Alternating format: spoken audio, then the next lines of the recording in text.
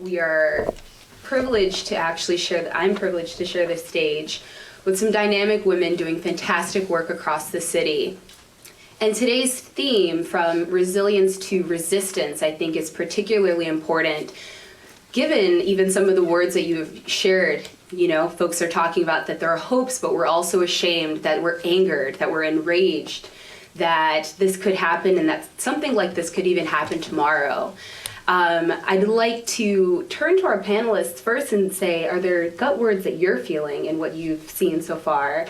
And to share, what are some of your memories of the 95 heat wave? Oh, actually, we should do introductions first. I apologize. Do you want to start on this end? And then we can go down and say your... Well, you all know who I am. Okay, here, Joshi. We'll start with name and the organization you're here representing. Sure. I'm Joshi Radin, and I'm with the Pilsen Environmental Rights and Reform Organization. Good afternoon, everybody. My name is Kim Wasserman, and I am the Executive Director at the Little Village Environmental Justice Organization. My name is. It's on. My name is Cheryl. My name is Cheryl Johnson. I'm with People for Community Recovery. Great, thank you. And there's actually some good geographic diversity as well, too. So thinking about all the zip codes that we asked you all to share, also we wanted to keep that in mind with our panelists today. So did anybody have particular memories of the heat wave, or would you like to share your gut feeling of the film so far? Well, actually, a guy that I grew up with, he was much older than me. He was with my older siblings. He was one of the casualties during that particular time. And we knew that he used to street hustle right down here in downtown Chicago. And they found him the next morning right there by the church on Washington. So it just brought back so much memories as to how the city responded to our communities, and from the socialization of things in the city of Chicago, and being a resident here and lived on the south side of Chicago all my life, and seeing the disinvestment that had happened in our community that raised some of the issues that was in the film was just disturbing, you know. In particular, watching it here, you know, with Mayor Daley, you know, making a joke out of it, but it wasn't no joke because hundreds of people was dying. It wasn't funny, you know, and to hear the giggle in the audience, it made me feel some kind of way, you know, because those folks died of a circumstance that happened in the city of Chicago that we wasn't prepared for. And are we prepared today for it? I was just out of high school when when the heat wave happened, and to the woman's point around different neighborhoods of same economic class, I come from Little Village, which was south of one of the North Lawndale, which was severely impacted by the heat wave, and I do think there is great research out there around what was different about South Lawndale than North Lawndale and how folks responded and community and resources. I think for me what the movie made me think of is just how much I continue to be pissed at the city of Chicago and the county. And like, how do you spend $250,000 preparing for a tornado that nowadays actually might happen more? You know, our chances now are, I think, a little higher given climate change. But given that like you are in a housing project and there's 30,000 families on the street right now homeless, I think it just continues to speak to the difference in language. Like, what does resiliency mean? What does disaster preparedness mean? Because the disasters are happening in our neighborhood already, and like I'm not really sure who they're preparing for what. But yeah. So I wasn't here in Chicago. I'm a transplant. I wasn't here at the time of the heat wave. But watching the film, and similar to the response of one of your interviewees, I'm not surprised. This is what happens to vulnerable people when disasters strike. It's 15,000 people died last year in France from heat waves, and it is always the poor, disenfranchised, under-resourced community members that suffer. So I think just looking at the map that was, you brought up and showed many times, it just reiterates in my mind how effective, in fact, the disinvestment policies of the 40s really were. It's no accident that this is happening. This is just the evidence that those decisions, which were political, really work. Yep. So angry, yes, but also shocked, no. Ooh, that sent chills because I think over the last couple of years, particularly after the election of 2016, a lot of people have been sharing that sentiment. Hurt, yes. Shocked, no. Right? Mad, yes. Shocked, no. As people say certain things or act a particular way. Kim, I thought it would be really fantastic if you could maybe share some of your insight into this theme and how the language, what does this theme, from resilience to resistance, mean to you?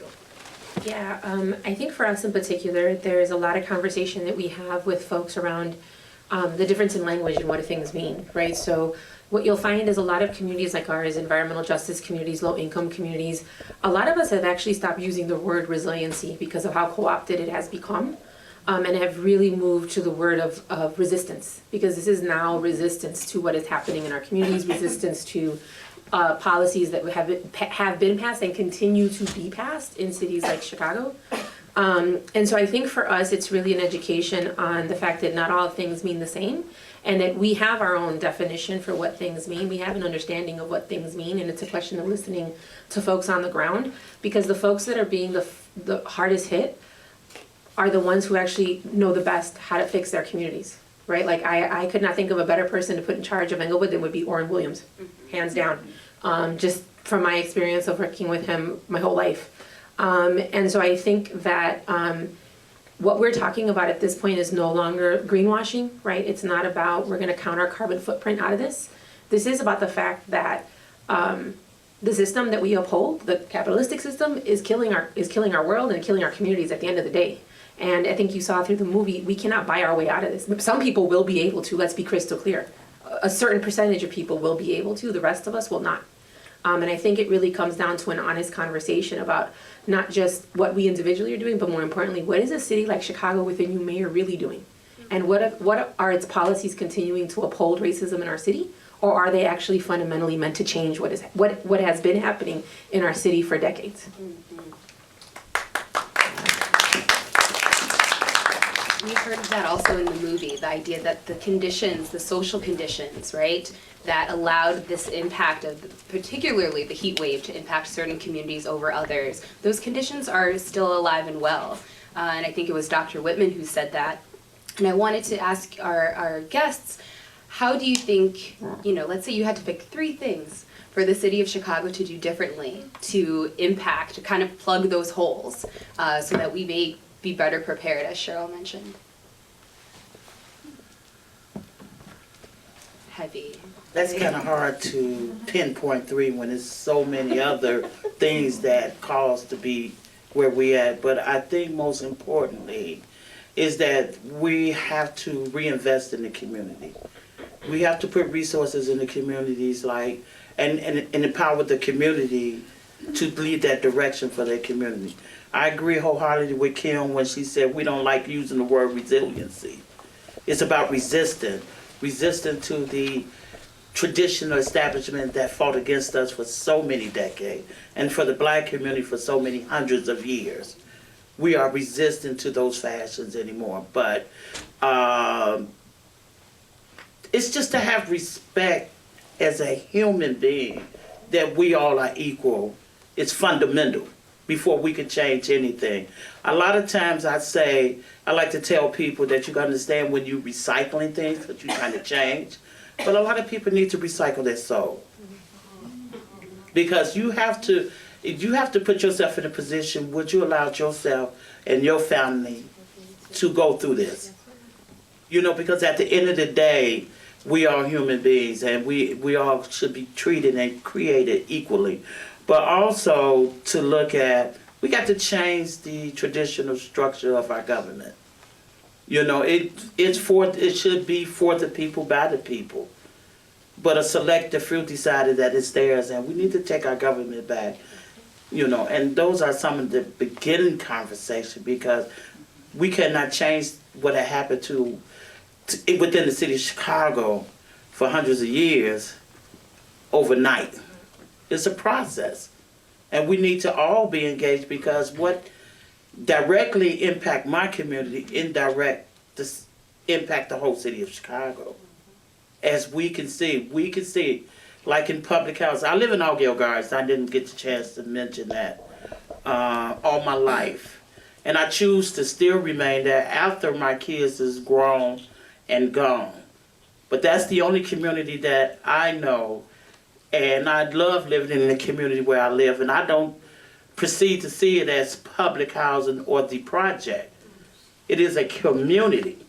Now I'm just trying to revitalize my community. I'm happy to say my organization, People for Community Recovery, we were responsible for saving our community from being demolished through the Chicago Housing Transformation Plan.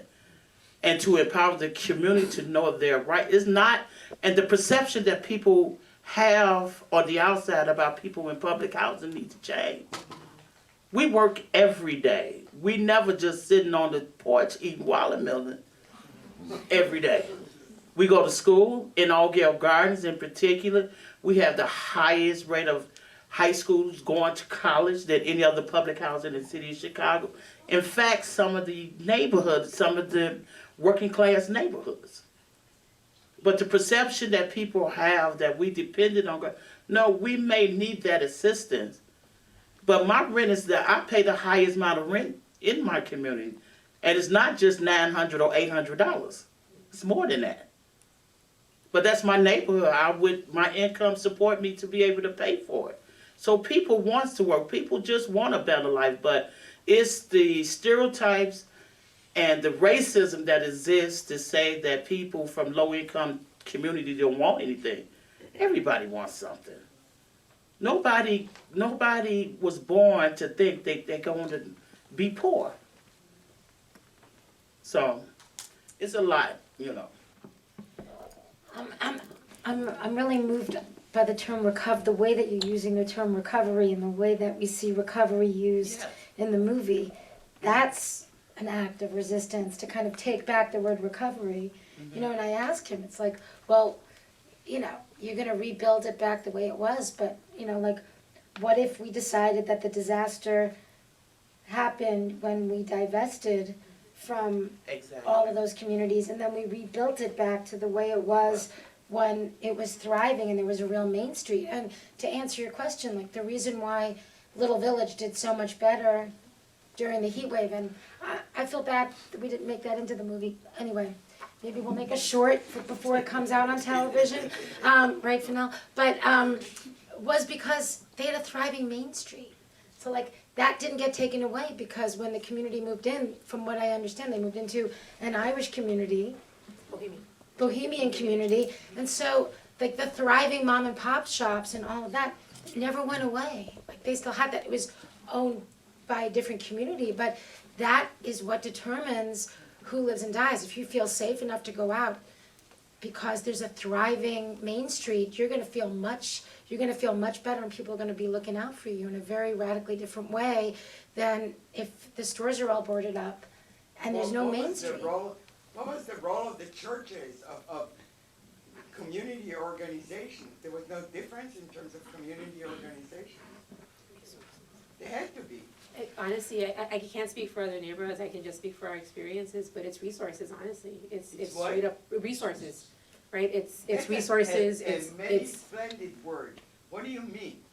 Were there other organizations that were helpful at the time of crisis? Look, there were certainly churches on the south side. Sweet Holy Baptist Church, where I was this morning, visiting someone who helped open up that church as a cooling center.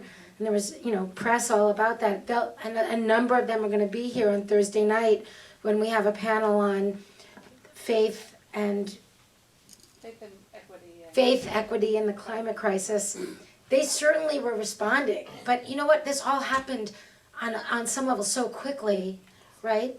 Because no one anticipated that this was gonna happen, but, you know, if your community is sort of teetering on the brink because of illness, and there's lots of people who are living by themselves because perhaps their kids have moved away and they're living on their own, and they're afraid to go outside because there is no main street, the church opening up a cooling center isn't gonna be able to fix that fast enough. I So, don't see how Main Street makes all the difference.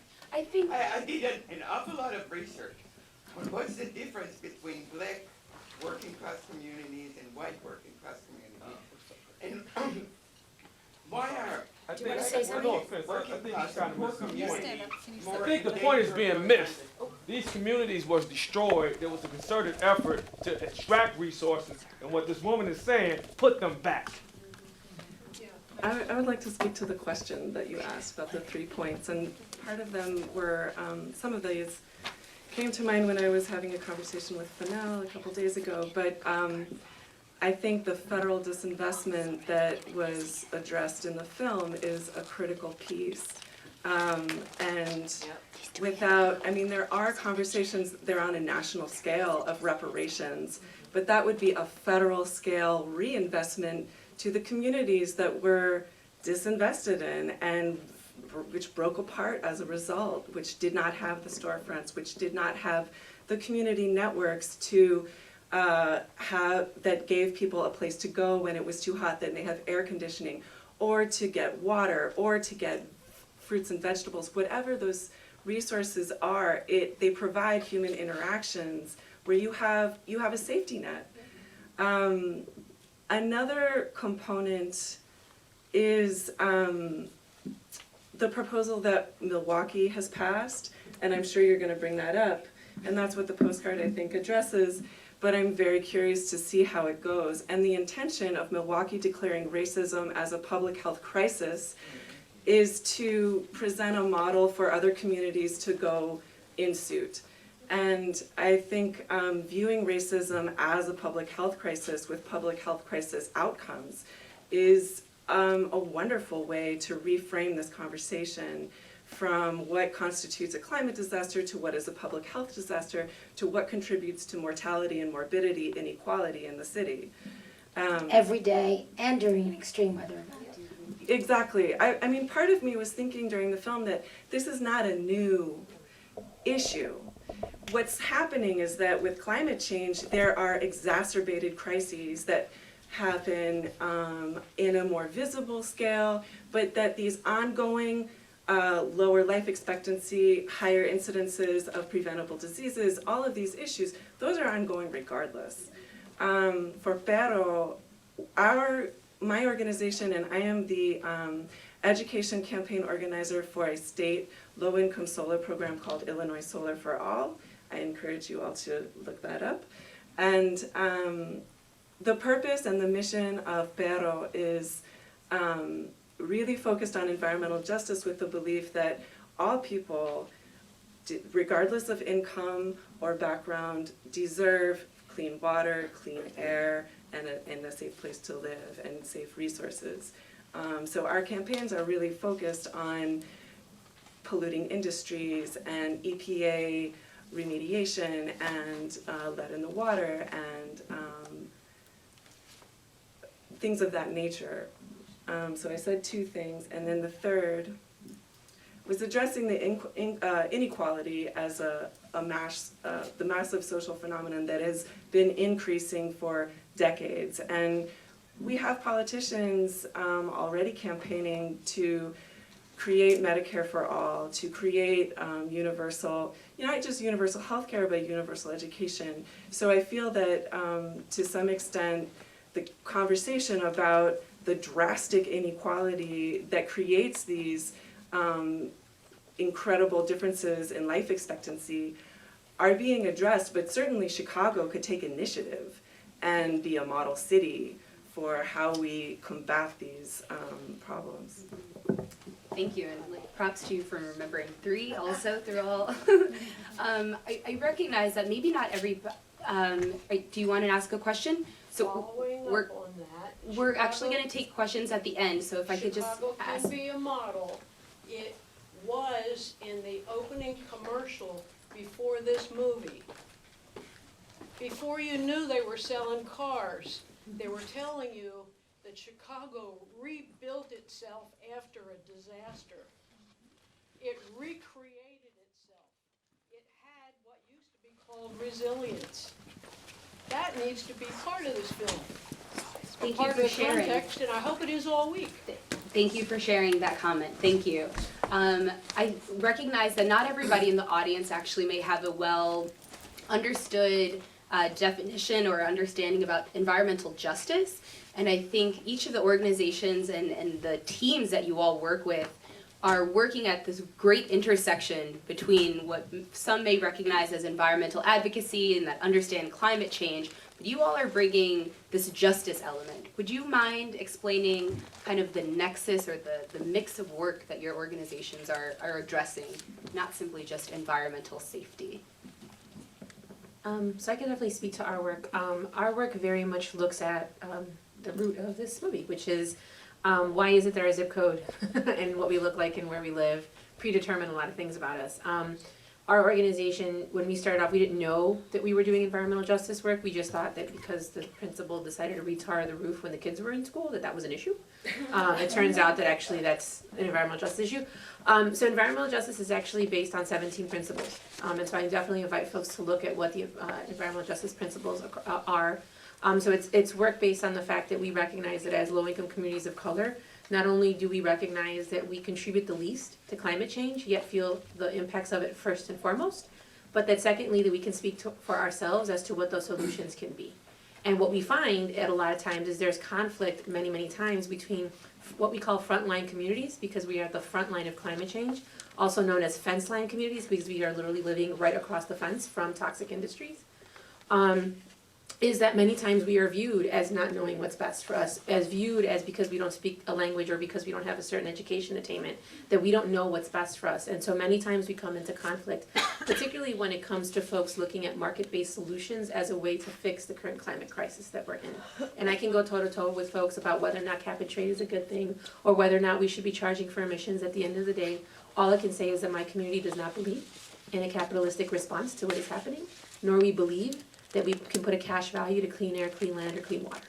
And so at the end of the day, it's truly about going back to what we know as being in tune with the earth and being in tune with Mother Earth. And that may sound flaky to some people, but it's the reality of our culture, it's the reality of our experience, and it's the reality of me being a Chicana in Chicago, to say that I have to bring back the cultural response to how we interact with our earth and recognize the privileges that I have being born here and figure out how to help my community best. And that includes fighting for Black Lives Matter, that includes fighting for transgender rights, that includes fighting against the crazy immigration sweeps that are currently happening as of today. And so if any of those issues are an issue that folks can't get down with, then environmental justice may not be the place for you. Because it's the place where all of our socioeconomic fights come into intersection. It's the place where we believe that those most marginalized have the right to be centered in conversation. And the rest of us need to check ourselves and our privilege at the door. And so it's a tough place to be, it's a rough place to be, it's a place where we say, if you're gonna come into my neighborhood, come correct, or don't come at all. And it's not to say that I don't appreciate folks coming in, it's to say that I don't need more colonizers in my life. It's to say that I need folks who are gonna work for a revolution and for freedom for all of us at the end of the day. That is environmental justice for me and for my community.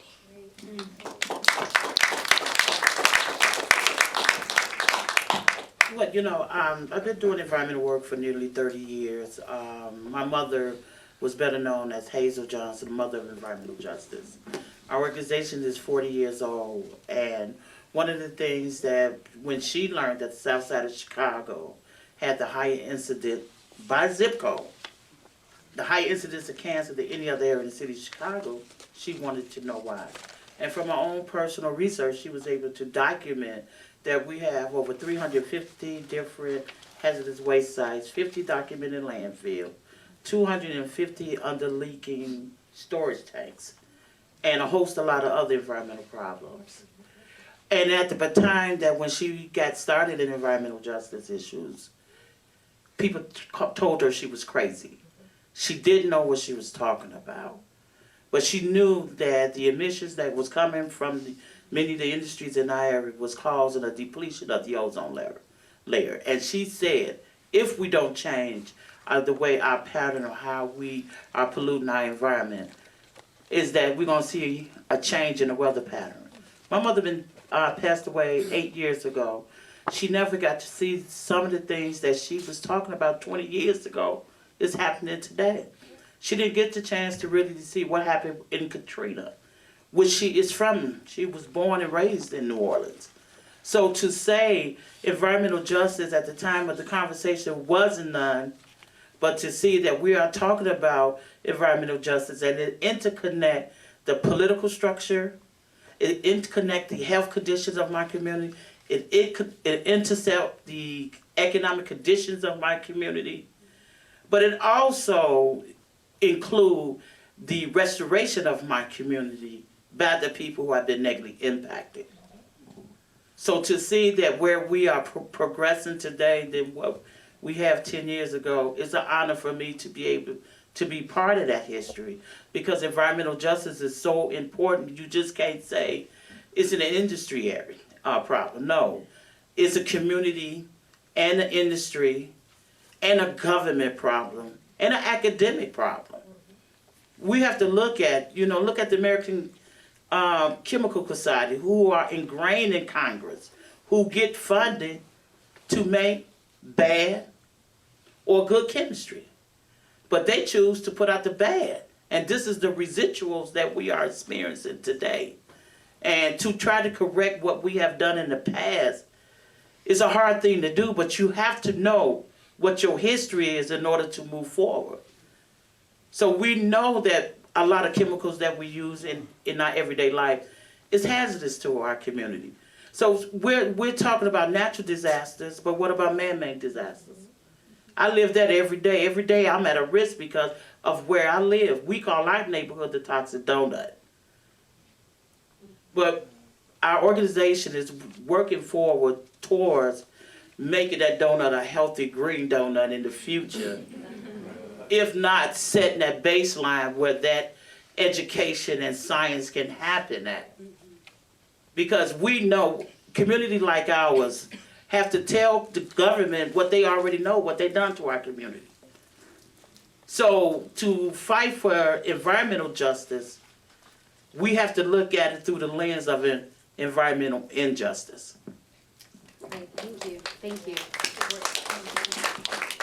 Well, what I don't need to. I mean, I talked a little bit about what Barrow's work does, but I would add, and Kim and you both said a lot of what our principles are.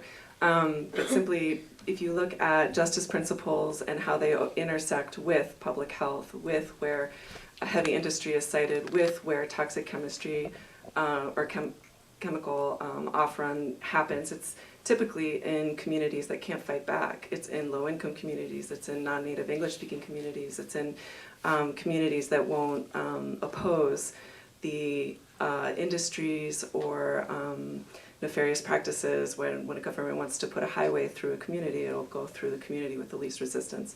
So it's addressing the need and the belief that we have that all families have a right to grow up and our children have a right to go to school in a safe environment where they have clean land, clean air, clean water. Great. Thank you. Can I ask that we give our panelists a round of applause? And we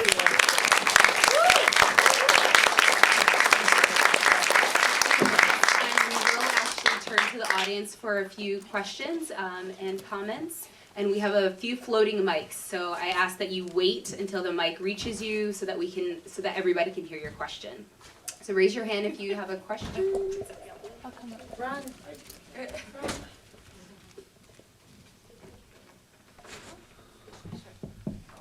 Thank you guys so much for all your hard work. I actually just had a question. If you guys have, as someone that's just like young and just trying to, educate, knowing your history and things like that before we can push the needle forward, I wonder if you guys had any book recommendations of just anything regarding environmental justice or the history of this fight. I have a suggestion. It's not Chicago specific, but Rob Nixon has a book, Slow Violence, Environmentalism of the Poor, that came out in 2011. Excellent. Like, it's a global perspective. I can send you a list because I can't think of any off the top of my head, but if we share information, I can definitely send you some stuff. But you can Google Robert Bullard, Oh, yeah. because he's considered the father of environmental justice. Yeah. Right. And he teaches right out of Texas, I forgot the name of the Yeah, I don't know if university. it's A&M. Also, Dorcita Taylor. University of Michigan, yeah. Garbage Wars. Yeah. Sanders David Keller. David Fellows at Garbage Wars is really good. I guess another, okay, wait, as moderator, I will see. Go on for hours. Yeah, there's just like another end, right? Yes. Books are one part, but then there are also just like lived things Yeah. too, so we can dig into that later. I think I saw a hand here in the third row. Did you still have a question? Yes. I want to say I definitely enjoyed the film. I did survive the heat wave. I survived it on my enclosed front porch, which I was lucky to have. And I was just writing that as you gave this to me. But what I was thinking now with the overbuilt South Loop, new West Side, all of these different things that filled in things that the Ickeys and Robert Taylor and all of those places used to have, and all the other neighborhoods, real neighborhoods on the South Side that are basically gone by now and that are being filled in, is that a few years ago we had some heavy rains and my area was flooded because downtown was being flooded and they couldn't have that. And they sort of kind of admitted that they had let our sewers back up unnecessarily. I was saying to a friend of mine who lives in the senior building, I said, if you made plans, what will happen if they decide to cut off our electricity because the new near South Side has been overbuilt, the new near West Side has been overbuilt, and he is MS, and there are many people in his senior disability building who have open windows but are in cinder block buildings that if they cut off the electricity, they're going to have a lot of death in those areas. Oh, and I just wanted to say one more thing about death by zip code. I unfortunately am in a neighborhood that shares a zip code with Hyde Park. I'm in 60637. 60637 is not all Hyde Park. I am across King Drive, and we are still 60637. I'm in Park Manor, which a lot of people don't even know exists. My neighborhood is naturally occurring retirement community. Most of my neighbors are over 70. Some of them have been over 100. And my taxes go up because I have 60637 as a zip code, but I don't have the amenities of Hyde Park. Thank you for sharing. I think I saw, perfect, yep. Hi, my name is Kyra. I'm a friend of Judith's, and I'm really excited to be here, so thank you guys so much. And a new member of the Chicago community. Yes, I was going to talk about that. So I'm studying at UChicago and getting my PhD. I have about 2 more years left. And it's a space that's predominantly occupied by white people, white students.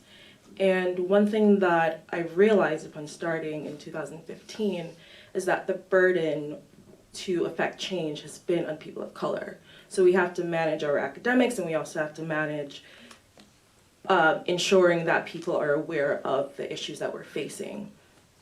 And so my question is about how do you guys suggest communicating and sharing the burden of some of the things that are affecting our community with people who want to be allies. And not just being allies, but there's this new term of being accomplices as well, right? To be on the front line with us. So I would love to hear what you guys have to say about that. And again, being on a campus like UChicago, how do I communicate to students that they have to do more than just say, hey, I have a Black friend? Yeah. Well, I guess seeing is believing, and in our communities, we do tours to show people what people are living day by day in. But also in our organizations that, I mean, a lot of times students are required to do community service hours. They could do it in our organization because that is human capital that we really lack in our organization, because what we're dealing with is so technical. It's so scientific, and you just can't get that from the community. You know, you can't get that information. The community just can't get that information without the assistance of some academia support.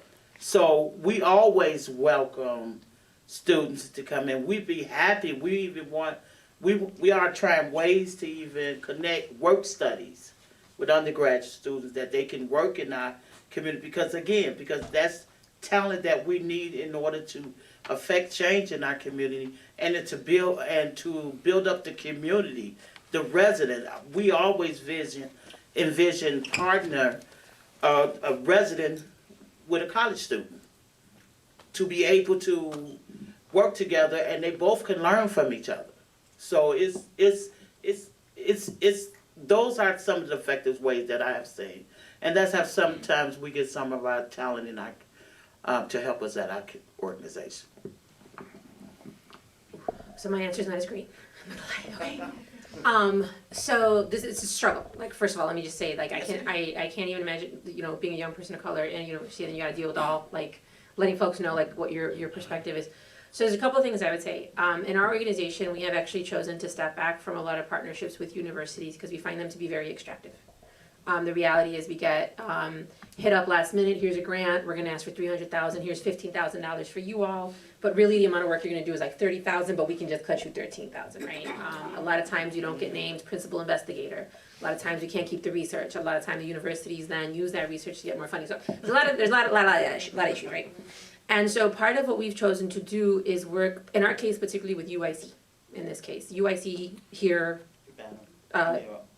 west side of Chicago, sorry, I don't know where that way. I don't know where I'm located in this room. And partially was because so many of our students in our community go to UIC and the city colleges, so we said, okay, we're gonna focus on the two universities, or the places of education where our young people primarily go to, because those are student bodies that look like us, come from our neighborhood and can connect, right? And actually secondly, because UIC puts out a whole lot of urban planners. And to the very lovely lady's issue about like why her zip code is in Hyde Park and a lot of the planning issues is because we found that a lot of our issues also live within the world of planning. And so how do we start to change how people look at planning, right? And so our shtick has been, how do we get UIC to actually start thinking about these things as part of their planning? And I say all that because what we found was that the students of color within the School of Planning are having their own beef with their own students and their own faculty. And so we've kind of had to come together literally to, what was the word used? Accomplices, right? To say not only how do we get them to think differently about planning, but how do we support this small entity of students of color within this institution to say, we come with a different perspective, and how do you honor that perspective that we come with? And so I think part of it is for the students within the university to say to us, what is it that we can, and not just the support outward, but what's the support inward? Because we understand that that's a tough space to be in, and we don't want folks to burn themselves out already being students of color in this university and having to deal with the list of things you gotta deal with. It shouldn't just be extractive, because we already have so many extractive things in our life, but how do we also support, right? And so I think part of it for us is to say, how do we sit down with students like y'all and figure out what does a balance of partnership look like, right? What does a support of work look like, and go from there, because then it's truly about what do we need as a community, but it's also about what do you need as a student within this large world that you're dealing with as well. And for some folks that might be like, oh, that's bananas, but like, what about just a university partner? And that works for Cheryl.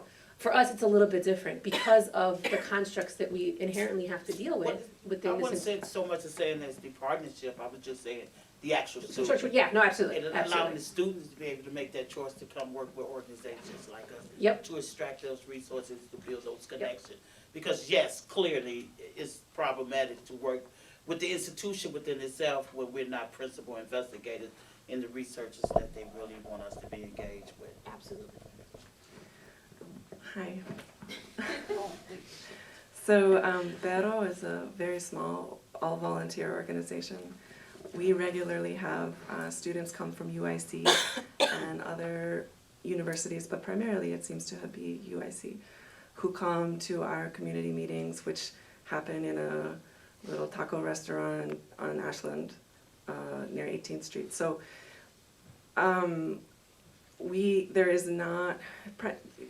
it's primarily Latinx members from the community and students, and then also people who are not. And the conversation around accomplices and allies, and honestly, it tires me. Like, I don't know how to get my head around that. I'm like, you're a human, I'm a human. This is a problem, can you work on it too? I feel like the path to politicization, and for myself, has primarily been through education and through experience. And some people just, it's exposure. So I know the burden of education is almost 100% of the time on people of color, communities of color, and that's unjust and it shouldn't be that way. But I don't have a good answer. I hate the language about allies and accomplices. It doesn't make sense to me. I really feel like if you believe in equality, then you believe that people have the same rights and deserve the same privileges and freedoms that you enjoy, to walk down the street safely, to raise your family, to live your life in a way that you don't have to worry about your basic needs on a daily basis.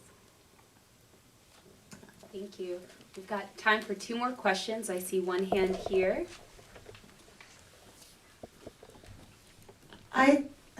Sorry. One of the things, I'm a lifelong Chicagoan, I've lived all over the city. I see that we have to, I'm sorry, I'm very tongue-tied, but I'm seeing that a lot of people across the city need to work with each other, and I believe your voices are the type of voices that need to be the leadership of that work. Because I feel like for my entire life, and I'm in my late 50s, that I've seen one regime in this city pressing down on people after another. I only have some personal experience of a childhood of poverty, so that's only a piece of what I know other people have gone through. And I guess I'm looking very much for your leadership, and I'm honored, I'm glad to have tours.